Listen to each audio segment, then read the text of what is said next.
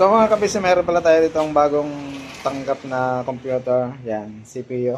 Tapos itong monitor niya. So sabi ni customer is walang display.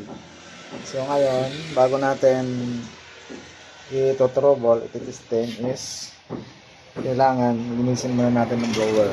Yan. So ito yung kanyang power supply. Yan. Yan. Yung kanyang yan ang kanyang CPU saka motherboard. Yan yung niya, motherboard, yung slot memory niya is 4 kabilaan niya. So sabi ng customer is walang display, hindi nag-display daw. So tutrouble natin mamaya yan. So kailangan linisin muna natin. Tinesting ko na yan kanina pero wala siyang display. Then umiikot naman yung mga pan niya. Umiilaw din siya. Umiikot din yan. So hindi ko pa na-try sa sa saksakan ng keyboard saka mouse. So itatry natin ngayon habang pagkatapos linisin. Alright.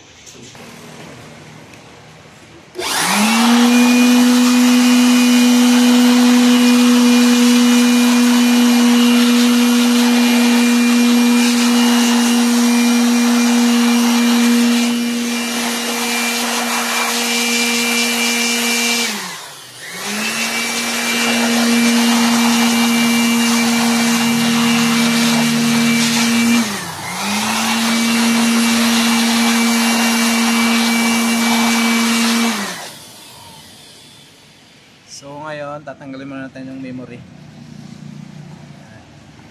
para masamang malinisan yung mga gilid. Tanggalin natin yung memory. Yan. So ang memory niya is yan. DDR3 2 gig. Dalawang 2 gig. Okay, akala ko naka-Ryzen, akala ko naka DDR4.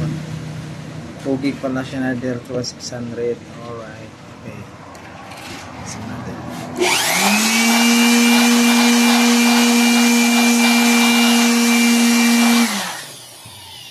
Alright, DDR3 pala siya.